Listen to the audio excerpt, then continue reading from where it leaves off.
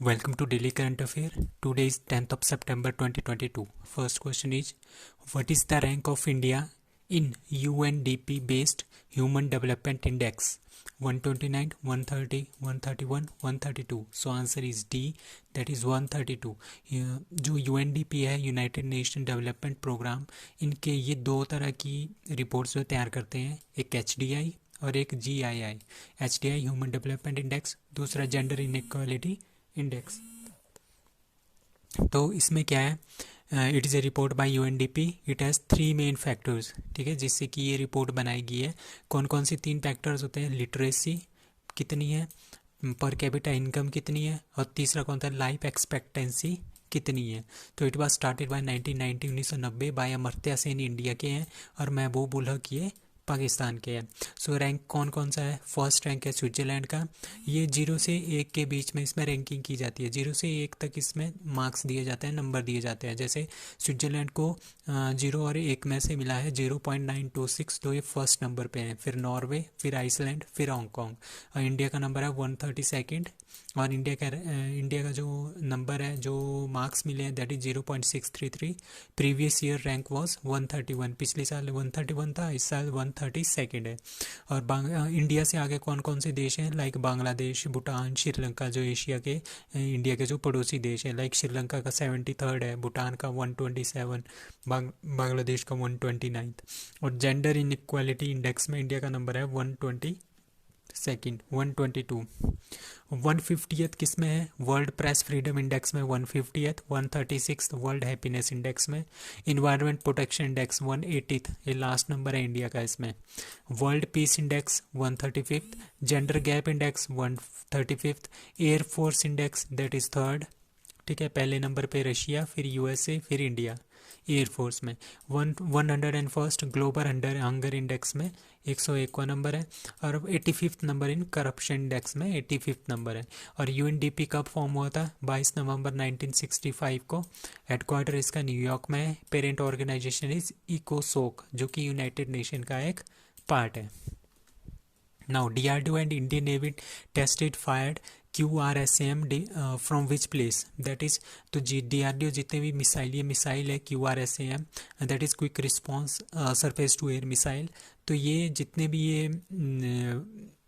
ये जो जितनी भी टेस्टिंग होती है, ये चांदीपुर उड़ीसा से होती है. तो चांदीपुर उड़ीसा से होता है. Quick response surface to air missile है.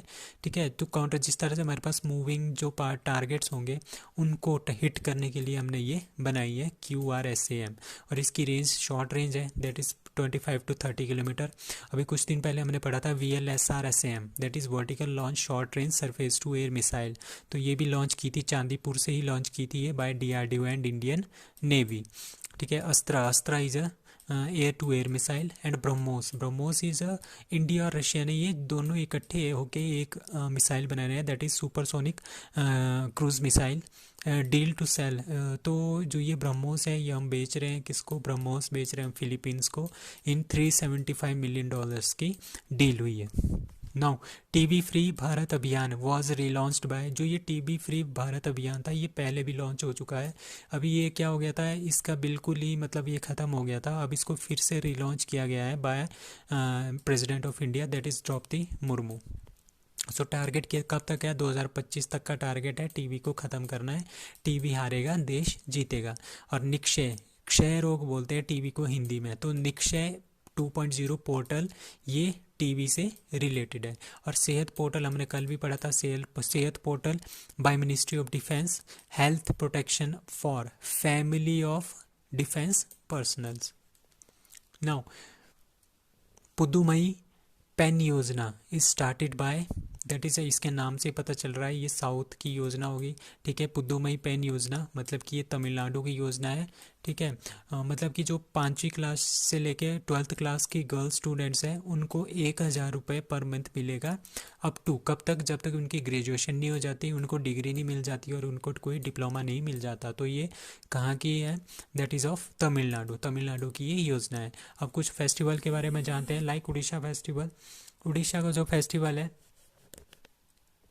सबसे पहले उड़ीसा के जो फेस्टिवल है रज पर्व है, धनु जात्रा है, नौखाई है। केरला के फेस्टिवल त्रिशूर पूरम एंड ओणम है। पोंगल फेस्टिवल जलाई कट्टू, जिसमें जल्ली कट्टू होता है। Pongal festival is of Mongolian president Ukhnaagiin Khurelsukh gifted a horse to Rajnath Singh.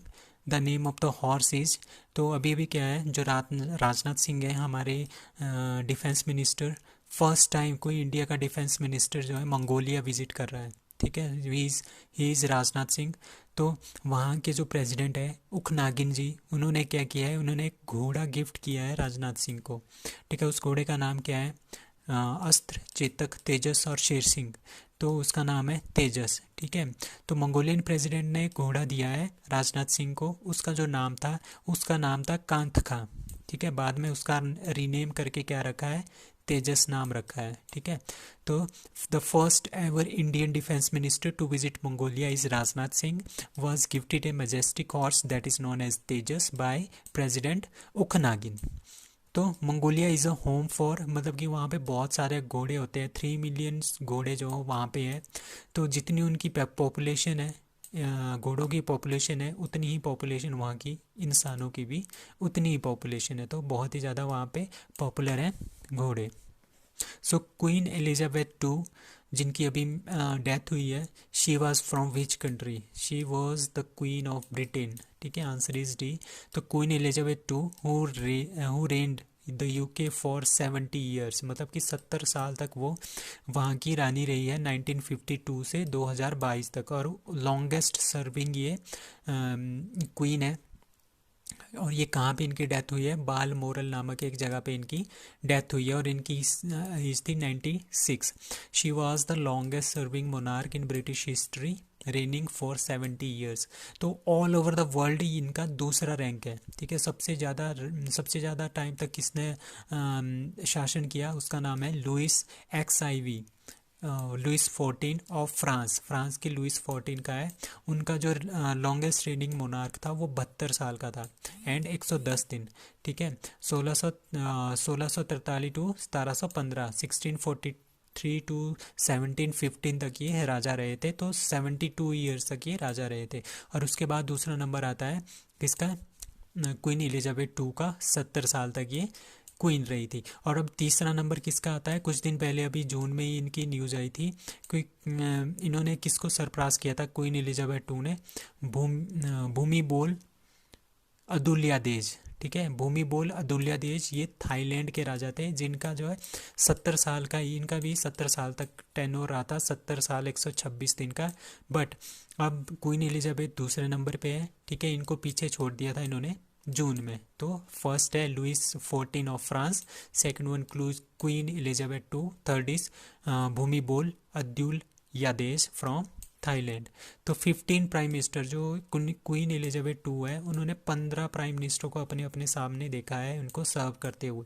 ठीक है, इंक्लूडिंग मिस ट्रूस। ठीक है, क्योंकि परसों ही उन्होंने किया था, मिस ट्रूस जो अभी लिज ट्रूस न्यू PM बनी है इंग्लैंड की, तो उनको शपथ वगैरह उनको अपॉइंट किया है किसने, क्वीन एलिजाबेथ टू ने। और जो विंस्टन चर्चिल थे, विंस्टन चर्चिल जो 2 बार प्राइम मिनिस्टर बने थे, एक बार वो बने थे 1940 में, दूसरी बार जो वो बने थे, सॉरी 1940 में, उसके बाद 1951 में वो फिर से PM बने थे। जब वो 1951 में PM बने थे, तो 1951 से 1955 तक ये PM रहे थे। तो वहाँ से लेके मिस ट्रूस तक इन्होंने 15 जो है प्राइम मिनिस्टर अपनी आंखों के सामने बदलते हुए देखे हैं फ्रॉम इंग्लैंड।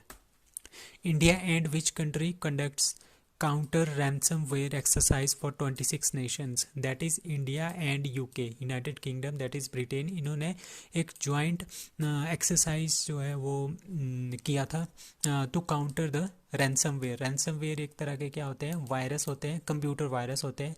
तो ये सारा का सारा प्रोग्राम क्या हुआ था, ये ऑनलाइन एक्सरसाइज हुई थी।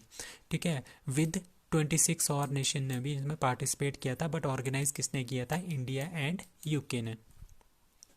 US unveils $2 billion military add for Asia, Africa, north America और यूरोप।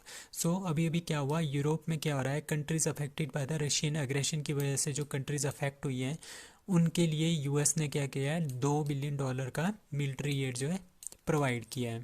अभी एक और है, who has announced $450 million F-16 fighter jet fleet sustainable programme package to Pakistan. तो पाकिस्तान को 450 million F-16 fighter jet fleet sustainable programme का पैकेज किसने दिया है?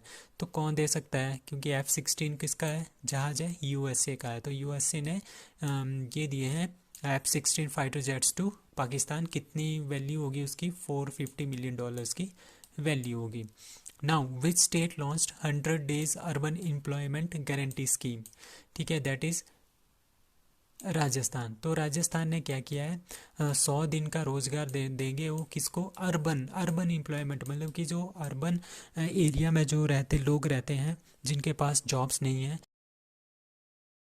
अर्बन पीपल जिनके पास जॉब्स नहीं है, उनके लिए ये क्या प्रोवाइड करेंगे? 100 दिन का रोजगार प्रोवाइड करेंगे। तो Rajasthan government launched an ambitious scheme to provide 100 days employment for the needy family of urban areas. ठीक है, अर्बन एरिया में ये मनरेगा की तरह ये चलेगा।